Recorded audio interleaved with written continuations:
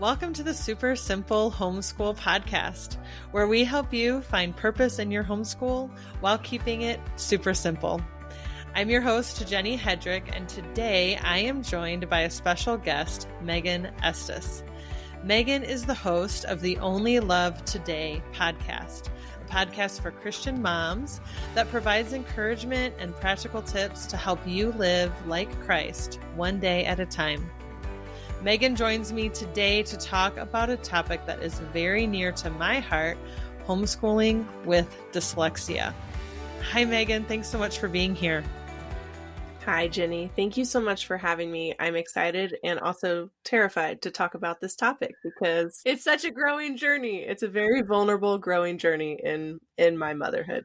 Yes, I agree. For those of you that don't know, I have at least 2 children with dyslexia and possibly 3. And my oldest is now 12. And I learned that he was struggling with dyslexia when he was around 8 or 9, I believe. So Megan also has a daughter with dyslexia. So I'm going to let you tell us a little bit more about your family and your homeschool journey, how long you've been homeschooling. So go ahead and tell us a little bit more about your situation. Yeah, so I'm blessed to have 1 girl and 3 boys. It's very loud in my house. It's happy noise. I try to say, your happy's too loud instead of be quiet or, close your mouth or whatever. But no, my oldest is almost 13. And then I have 3 boys, 9, 5, and our baby will be 1 this next month. And we've been homeschooling, honestly, since the beginning. I'm doing all the things I told God I would never do. I'm learning how to eat whole food. I'm homeschooling. We've done worship dance. We've done all these crazy things. So it's been about 10 years, if you count like the preschool years, that we've been on this journey of homeschool. Awesome. And was I correct in saying that it's your daughter, your oldest daughter, that struggles with dyslexia? How did you start to realize like maybe something wasn't like going the way you thought it should, or something might be a little bit different? How did you discover that she was dyslexic? Yeah. So when everybody hears the word dyslexic, you probably think what I thought when I knew nothing about it, that, somebody might be writing numbers backwards, or they're seeing letters backwards, or words are dancing, or letters are dancing on the page. But dyslexia is really a difference in how we process language. So it's not just about writing, it's reading, writing, hearing, responding. And so if you look at reading, because I'm type A and we were homeschooling, my 4-year-old was starting to read. And, I let my other kids breathe till 6 now. But really, she was reading, she was doing all these things. And it wasn't until about 3rd grade that we noticed something is off. And this could be a conversation for another day, but a cousin of dyslexia is ADHD. And my daughter's not the hyperactive kind, it's the focus kind, what they used to call ADD. And so we would be doing school, and she went from excelling in math and different things to it was like we hit a wall. Mm-hmm. We hit a wall so hard, I didn't know what was happening. And we honestly, her 4th grade year, we redid 3rd grade math because I thought, we have got learning gaps or something that I'm not catching on to. And we were having days where there was, anger where she'd rip up a paper or scribble something out, or just was super stressed or frustrated. Or, by the time you're doing 4th grade math, you should be able to do 2 + 3. But there was a block that was happening. And so all these things she knew, when she was getting stressed, it was like we all do, her mind was shutting down. The logical part was shutting down. And so I just thought, I need help. I'm not being patient enough or explaining it right. But you can only explain something 10 different ways until you're still not getting it. Something's going on. And how many years are you going to teach a child how to tell time. That's where we were at. How many years are you going to teach a child how to tell time and relearn? And we were just reteaching, and just getting some advice from some mentor moms, and what they were struggling with is kind of what opened the door for me to be like, I think there's more going on here, and start that journey of how can I help my kid, and how can I help myself help my kid? Because I'm her teacher. So I need to learn. I need to, unfortunately, I did not want to. I need to become more aware and a better expert, not expert, but mini MI expert in dyslexia to help my kid. Yeah. Yeah. And isn't that what we do as moms, right? We become experts in what we need to become experts in. And, you know, I'm nodding my head as you're talking, because my oldest son was about the same age when I started to realize what is happening. It was when we started, you know, he started reading easily around the age of 5. And when I say easily, I mean like he got his letter sounds, he got his like CVC words, and it was like, okay, you know, we're doing good. He would mix up his B's and D's, and, you know, and then we just hit this wall. And so for a little while, like I had a friend who encouraged me, just step away from reading instruction for a while. Maybe he's just not ready. And so we did that. And then we came back to it with less frustration. And then we would grow a little bit. We'd learn a little bit more. But there was this time period where I felt like I was teaching him the same letter sounds every day. And like, it was like he would try to like sound words out, and he would like up all the chunks, you know? So like we were learning like blends. And instead of reading it like as a blend, it'd be like visual, all the individual sounds. He couldn't remember any of the things that we were learning. And it was like just a wall that we just could not get past. And I really like felt badly, because my husband is dyslexic and I knew this. Somehow I felt like I should have recognized it sooner in my son. But you know, you don't even know what you don't know. And I, as soon as I was like, maybe he's dyslexic, and then I was like looking up, you know, the assessments online, and like, oh my gosh, like how did I not see this sooner? And granted, most people I talk to, it's about that 3rd grade, 4th grade age where you really start to realize like there's a wall that we're hitting, or a gap that's like we just can't get across. Yeah, and I even in working with a specialized tutor, she was like, yeah, that's about the age. I'm like, how did we make it so far? And she's like, well, you learn to read around, you know, 1st grade-ish, and then 2nd grade, you're kind of working on that, and you maybe just think that a child is falling behind, or they're just a little behind, and then 3rd and 4th grade are happening, and you realize like, okay, they're more than just behind. Something's going on. Yeah. So there was shame that came with that, like, you know, and like, wow, how did I miss this? I didn't know what I was looking for. Right. And even with my other kids, it just looks so different in each kid, and we've learned so much more about the brain, and there's so many different levels of dyslexia and different things. So it's just been a journey of discovery. Yeah. And it affects different kids differently.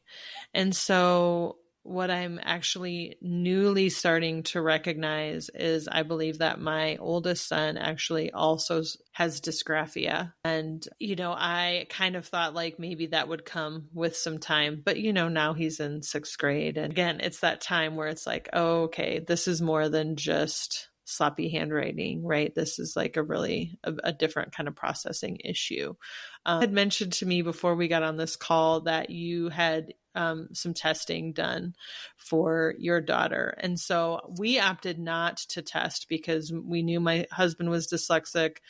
We had enough information to move forward as we needed to. But tell me about that, and how did that help or not with your process of moving forward? Yeah, so when I talked to some mentor moms, they really encouraged one thing, which was if you do any kind of psychological analysis, before you do it, you need to not let this change your view of your kid. And if you think that you can't do something like that, then maybe not do it, because you know your kid. Yeah. In this situation, one of the tests we did was a psychology test. And over the course of a few weeks, my daughter spent about 6 hours with a psychologist doing lots of different things. And that wasn't really more so for dyslexia. That was just, I want to know what someone else sees that my kid might struggle with, because I need tools. I need new language. I need resources. I want to know what I'm fighting against. So that was my heart behind that. And it was actually in that test that I think it was like maybe a week or two before we started that testing, that a light bulb went on that, oh, shoot, like we might actually have some other things. I was thinking dyslexia was the problem, but really ADHD was in there. And I didn't even, have that as an option. Sure. But I have, family that have walked through that. And so talking with my family, they're like, oh yeah, totally. I was like, oh my gosh. So I went through a psychologist to do testing there. But the very first thing we did was do Dr. Brock's test at neurolearning.com. You can share it in the show notes. Sure. At the time, I think it was like $50 to $80. And I downloaded this test. You can start and stop it. We just did it all in one sitting. My kid had it on the iPad. I sat right next to her. And in the test, like lots of different pictures and different things, and it would like read something out loud to you and then tell you to touch the right thing or whatnot. And then it listened to her read, to see cadences and different things. But in those results, it, basically was like, yep, you're 100% dyslexic. And I was a little bit surprised by that. But also, I say this with working with a tutor for a little bit. I said, well, what if my kid's just behind phonetically? What if she's not actually dyslexic? She's just behind because she took off reading. I did not know I needed to do my due diligence and still stay with a phonics program till later. So we just kept reading instead of like working through this. So my kid was reading well, but she couldn't spell, and so anyway, those were the tests we did. We did the online neurolearning, and then we did a psychologist test as well. Okay, so I feel like you and I are kind of similar in our personality a bit. When I realized that my son was dyslexic, I went into full on research mode. I was reading the books. I was reading the blogs. I was online looking up what are the curriculums. I threw out everything we were doing in our homeschool. Didn't sleep. I was just so determined to figure out best way to move forward in our homeschool within our family, to give my son everything he needed to be successful in school and in life. And it was freak out moment. Totally. There were some good things about that, but totally. So how did you respond? How did you feel? What did you do after you realized this was what was going on with your daughter? I grieved because I was pregnant and hoping to launch my daughter. And here I am, pregnant with my fourth, and she had needed so much help and one-on-one tutoring. And when you are homeschooling so many different ages, and you're walking through puberty with this one and teaching this one to read, and then this one needs your breast. I mean, you're all in, neck deep. I grieved really hard for selfish reasons because I wanted to launch my kid.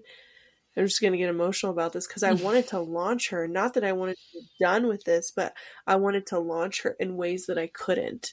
Yes. And it was just realization of, I can't do this. I I need her to be a little bit more independent so that I can help these kids and this baby. And the Lord was just like, she's here and she's amazing and she is so capable and I've got you. And I kind of just grieved that I was going to have more work, to be honest, because I like school. School's fun. School came easy.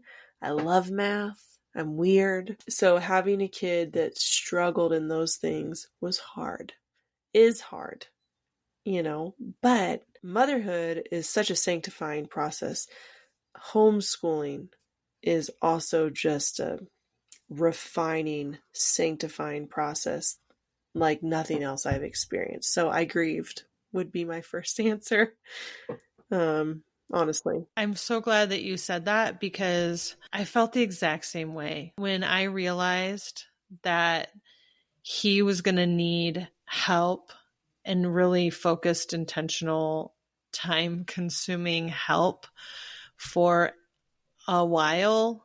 I was like, wow, this homeschooling thing just got a lot more challenging. And honestly, I'm going through the same process again right now as we speak because he's starting middle school and his kids go to the same enrichment program. And yeah, it's bringing new challenges that I wasn't anticipating.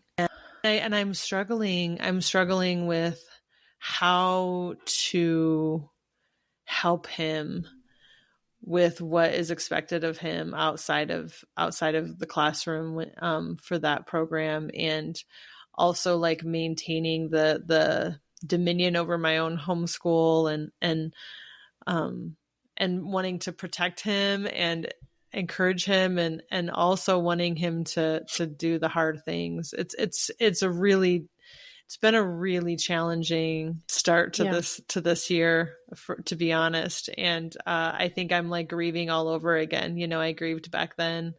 Like, this is going to take a lot of effort from me. And then we kind of got into our groove. And now it's kind of been upset again. And I'm going, I don't know how to move forward with this now, in this new stage. Yeah, because my daughter's in 7th, and I felt the same way. I got emotional on the way home from meeting all the teachers and getting the syllabuses, and like it's a good thing my daughter and I like stress out about stuff at different times, because I was just like we're gonna do this one assignment at a time, one day at a time. And we were driving home and I was just super pregnant and super emotional and I was crying and this like hawk flew by our car and my daughter's like, Mom, I think God just sent that, like just that beautiful hawk to just soar by us because we love looking at birds and stuff. And he's just like, He's got us, Mom. He's got you, Mom. And it's okay. And we just, we do things one moment at a time. And I felt like as a homeschool mom, I'd never had to make aware all my kids' teachers or different things but I felt like I had to do that. I wanted to have healthy expectations of my kid. And so I, emailed each of our teachers. Honestly, ain't no big deal. Everybody apparently has dyslexic kids, and at least a quarter, 1/4 of the class that she's in 6th grade, our enrichment program, has like ADD or ADHD or dyslexia. So, it's a great place to be. That's awesome. Oh, that's good. That's good. So I want to know, like, what are some of the biggest challenges that you face or have faced in dealing with dyslexia with your daughter? In homeschooling, just needing more tutoring and more help and more time with things, and then learning to use resources. So for instance, like it's a lot of work to be creative in your mind, then pen that on paper correctly. So we use like speech to text apps so that when we're working on composition, we can really be working on composing thought, right? And that doesn't mean we're neglecting handwriting or penmanship, but just learning that things like that are okay to use because, again, I'm recovering type A, and I need to have a realistic bar or standard. So understanding those things.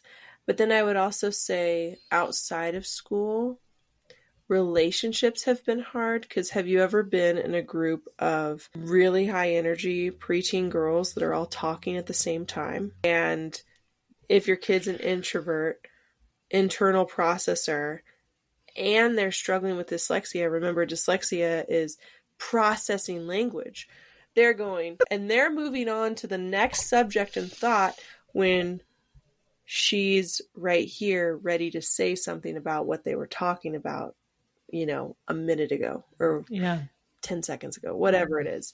So I would say relationally looking like that, but also my kid unintentionally lying because they're just trying to give an answer because their focus is hard, and I don't know if this is all dyslexia or ADHD. Like I said, they're cousins, and I follow Marianne on, she's like one of the few people I open emails from. It's homeschoolingwithdyslexia.com, but she talks about ADHD and dyslexia and all the time. She's like writing our life, where I have to be like, go back to your list. Did you do these things?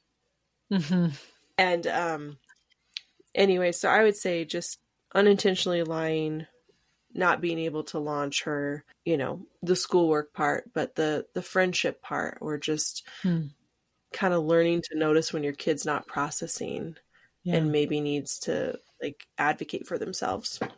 Yeah. No, that's really good. And actually that's like making me kind of reframe some situations recently with my son in my head. So I think that's super helpful. And I agree. I think that the different processing comes out in ways you're not always expecting, and so recognizing that it is a brain thing, a processing thing. It's not just a reading or a spelling thing. I want to come back to accommodations. You mentioned talk to text, but I want to come back to that in a minute.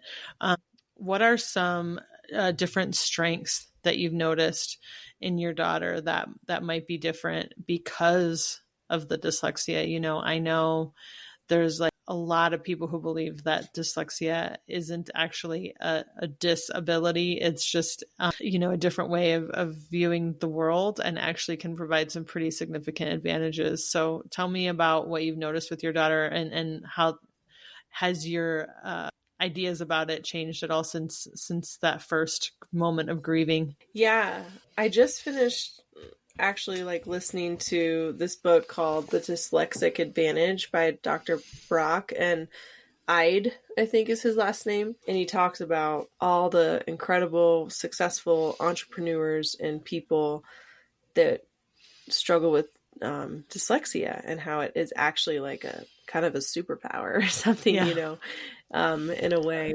But my oldest, she's very artistic. And so while another kid might be like, can I just do a worksheet over this? She's like, let's act it out, or let's, do this thing. It's been really cool to see that she sees details that I miss. She remembers and sees details. So my husband's kind of like a white Christian rapper when he wants to be. It's funny. It's fun. He's really good. Selah is the same way. My daughter she just has this gift with words. And if it's to music or rhythm, like I'm the kind of person, I'll sing the same song for like 5 years and be like, oh, I didn't know that was the actual lyric. Whereas my daughter will know all the words of something, but then her creativity is also in her artwork and also in videography. So she loves making like videos or movies, and just like she does things that, a couple years ago, a 9-year-old in my mind would just like take a picture of something, but like how she works with lighting or position, or she's just very creative, and she just sees the world differently than I do in an awesome way. Yeah. Yeah, that's so true and so cool to be able to start to see that, there are some advantages and some really cool gifting in kids that process the world differently, and been able to learn like the gift that is, for sure. I love that book as well. So one of the things that I struggled with, and you alluded to this a little bit, and I actually read this on Marianne's blog, Homeschooling with Dyslexia. It was like the first resource that I ever found after realizing that my son had dyslexia. And she talked about that, it's really difficult to like switch between a subject that you're working on and then to do the skill of writing or, so she gave, I think, the example of doing math and like writing the numbers down for math, or doing like word problems can be particularly challenging. And I remember, before I realized what was going on with my son, I remember him like just crying over a math worksheet because he didn't want to write down the equation or write down the answer. And I thought at the time, like you said, like type A, like power through and like just write it down. Why can't you just write down the number? You know what the answer is, just write it down. And I remember getting so frustrated with him. And then when I learned that like switching from like math brain and doing math problems to now having to like write it down, which is a different skill, was very challenging. He was able to progress in math so much faster because I stopped requiring him to write down the numbers. And That's so, awesome. and so that was an accommodation that I very quickly had to learn. Like, we do work on handwriting, we do work on, the physical writing, but we don't have to do that at the same time as we're doing another subject. And so I only now require writing when that's what we're working on. And we It's do freeing. when we're doing compositions, like you said, like we're using talk to text, and then we're using that assistive technology to help us with spelling and sentence structure and things. We're visualizing that on the computer. We're not also then having to do the skill of writing at the same time, handwriting. I was to say, there's also this thing Marianne talks about, or somebody else talks about, as like middle school magic. When you're doing these things and you've been accommodating, like there's days and weeks where it's like my kid's just soaring. There's some middle school magic that happens with, we're not crawling, anymore. But there are also days where we need a lot of help. But yeah, so it's coming. It's, one day at a time. Yeah. Yeah, for sure. And so have there been other accommodations that you've found that have been really helpful for you? Accommodations. I think the most helpful thing has been a healthy level of expectations from myself. Because for a while I thought like, well, if I give her a calculator in math, because it's so much to recall just simple math, and you know how much math builds, where you're doing this simple math and this simple math to do these big picture problems or whatever, it's taking so long, in my mind, I'm like, well, isn't that like just cheating? If they have a calculator for this part, shouldn't they have to do everything? And it's really not. And teachers and educational therapists, tutors, all will say like, no, you accommodate, this is what they would need. Getting that piece of paper that says, my kid, struggles with certain things. If she decides to go to college and needs to take certain tests, she will receive double the time for testing and different things. So that's an accommodation. But really, talking with a tutor or reading Marianne's blog, Researching Dyslexia, to realize what is a healthy expectation, to realize what I'm actually asking them to do. And it's not that I'm lowering the bar. It's like we're still learning the same thing, but how we're going about it. That's been the biggest help for me, in this journey, was resetting my expectations, giving lots of resources, giving lots of time. And, you don't need to do with, if it's math, like we do half the problems instead of all of them or something like that. Yeah. Yeah, and I think that's so true that the best accommodation is your own mindset, right? As a parent. And I'm like you, like school Mm. was easy for me. I excelled at school. I loved school. Like I, didn't struggle. Yeah. And, I was like trying to hold to that standard and recognizing like, what's the point of this? Are we learning the concept? And can we learn the concept while using a calculator or a multiplication table or, because Yeah. you're right. Like when in math, especially like when we started going to like longer problems where we had to switch back and forth between addition and subtraction, from between multiplication and division, between, division and addition and subtraction, it's like when you're changing all of that stuff, and my son, he likes to do it in his head because he doesn't like to write the problems out. And so, Hmm. he would like come to the right answer in 1,000 different ways, or he would like come to the wrong answer, Mm-hmm. but I would understand how he, where he was going with it. Like he just wouldn't go far enough, or he would go one step further than he was supposed to, and so Yeah. it is just challenging my own self and like, what is the point of what we're doing right now? And can we accomplish that point in a different way than what I'm accustomed to?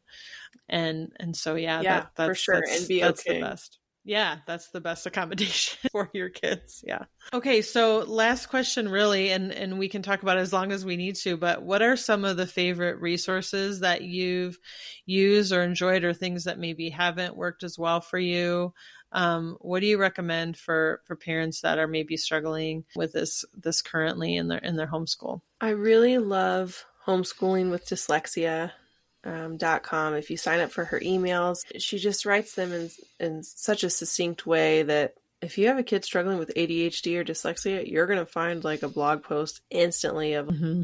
oh yeah, we struggle with this, or this is what this looks like. Or reading that has helped me set healthier expectations in our homeschool, or Yeah. been like, oh, I didn't realize this was tied to this.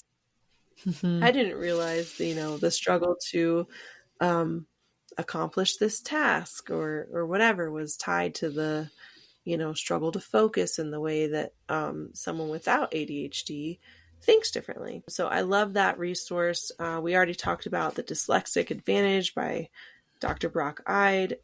The neurolearning.com was a great starting place for us. Mm-hmm. But I would also say just, working with a tutor. A diagnostic education specialist was our tutor. Mm. We didn't have to sign up for, twice a week for months. You can meet with a tutor a couple times, someone that's passionate about homeschooling, and get realistic expectations and help in knowing what tools to use and what resources to use for each subject. That was super helpful. And also, we've done this as a family. We haven't done it this year, but the last year we did Diane Craft's brain integration therapy program. A lot of it takes like 5 minutes to do the little exercises. We would do them as a family. But then there's a lot of figure 8 writing because you're with dyslexia. You're really just trying to cross the midline in your brain. So you're trying to get the left brain to engage the right and the right to engage the left and help with like recall. Like we call it mom brain, right? When you're like thinking of that person's name and you know it's there and you're trying to grab it out. I feel like my daughter is sometimes there often, if we're not eating healthy or not getting good sleep or whatever, all these things kind of affect that. But like the brain training integration therapy was a good investment for us. And so we spent 20 minutes a day doing that. And we were religious about it.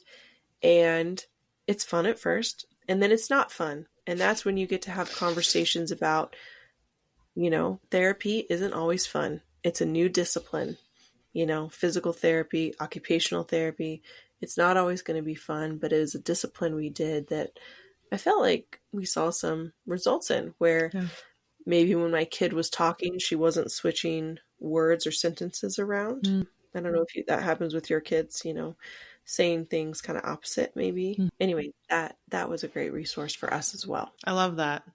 Yeah. And I'm a huge advocate for finding free resources to help deal with dyslexia. And so I actually have a number of programs that I found that have worked really well for us that are free or really low cost. When I first found out my son was dyslexic, I spent hundreds of dollars on curriculum, thinking that was going to Wow. be the solution, right? And a few big name ones that just did not work well for us. The program that has worked the best for us has been a free program that is available online. And so I'm just going to put a plug in here for that. Awesome. And I have a list of resources that are free and low cost that I'll link in the show notes as well. Because I do think there's a lot of wisdom in getting that outside help and trying to do the best that you can, but also realistically, I know a lot of homeschool families may not be able to afford the expensive programs that are often recommended or afford to go to tutors and things like that. And I just want to encourage those families too, that there are resources out there for everyone. And, I think there's a lot of really good programs, and it doesn't just have to be the same ones that everybody is always recommending, so keep going until you find what your child needs, and don't feel like you have to go into debt to do that either. Totally. And I should say that even when we were, because at first I thought we just needed a math tutor, because I thought it was just math.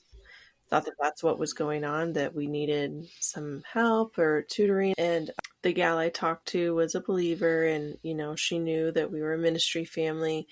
And, I was emotional, when she came to our house a little bit, I was just, getting to know her or whatever. And she said, well, guess what? For you, I'm going to do $20 an hour. And I just started crying. And then she said, and also, I have a friend who loves to help families, and she just said, here's $80. Use this for your next session. So your first 4 sessions are free. Oh, and wow. I just ugly cried at the table because I knew I needed help. And I knew that we were going to have to, at that point, a couple of years ago, how are we going to budget for this or do this? But I know I need help. And it was just like God stepped in, and we didn't even need to work with her significantly long, but it was one of those steps helping us find, okay, is this what needs help, or is this what needs help? I just ugly cried all over that kitchen table of 4 free sessions of tutoring with someone that loves the Lord and can help my kid. I felt like I won the lottery. So God will put people in your life that, you can lean on and be encouraged by, and hang out with those mamas that get it. Just like any parenting or kid issue, not everybody's going to understand. And so you have to ask the Lord for grace. Help me be gracious with this friend who really doesn't understand what we're going through, and just help me lean on this friend that gets it and can be in the thick of it with me with no judgment, Yeah, definitely. I'm so glad we chatted today, because I do feel like I really resonate a lot with a lot of your story and your experiences with the dyslexia. And, I've received a lot of support through our community, even from families that haven't gone through it. But it's so nice to talk to somebody who's been in it and dealing with it, and the emotional experience has been very similar. So thank you for your encouragement and for being real and vulnerable with us today. It's an emotional thing when you see your child struggling and you don't know the best way to help them, and when you realize that you also are going to be required to do more than maybe you initially thought as a mom and as a homeschool teacher. And so I appreciate your vulnerability in sharing that. Yeah, thank you so much for giving me the opportunity. And one of the cool things that's come about the last couple of years is when I've asked my daughter, could I could I encourage this mom with this or share about this? She says, yeah, absolutely. Tell them everything, and she's become so confident and almost, I think, proud a little bit because she's like, oh, they're dyslexic too. And did you know this famous person, and all these, like it's not something to be ashamed of or hidden. She's like, oh yeah, talk about it. So I'm excited to be even here and not have to be confidential, of sharing, our journey. So yeah, thank you so much for giving me the opportunity to share. Well, thank you. And thank your daughter for being willing to let you share in such a public way and encourage other moms who are going through the same thing. And listener, if you are dealing with struggling with reading and writing and spelling, and you think that your child may have some struggles with dyslexia, I hope that this was encouraging to you and that you found some resources to help you move forward. And if you did and you want to share this episode with a friend, we would sure appreciate that. Thank you all for listening to this episode of the Super Simple Homeschool Podcast. Don't forget to follow or subscribe so you never miss a future episode.